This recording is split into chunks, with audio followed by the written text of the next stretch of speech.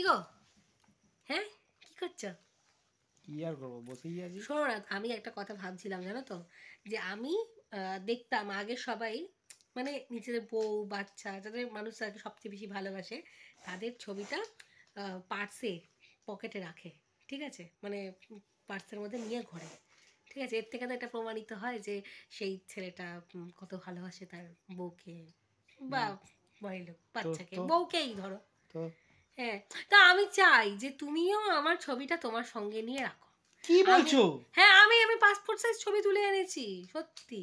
এরকম আমি করতে পারবো না, মানি ব্যাগের মধ্যে আমি তোমার ছবি রাখতে পারবো না। কেন গো? এবার মনে এরম কেন তোমার? আমি যখন মানি ব্যাগটা নিয়ে মানি ব্যাগের মধ্যে তোমার ছবিটা রাখলাম, হুম। তারপর মানি ব্যাগটা নিয়ে পেছনটা নিয়ে যখন বসলাম, হুম। তোমার মুখের উপর আমি পেছনটা নিয়ে বসে পড়বো। হ্যাঁ, এটা কি আমি চাইতে পারি? বলো।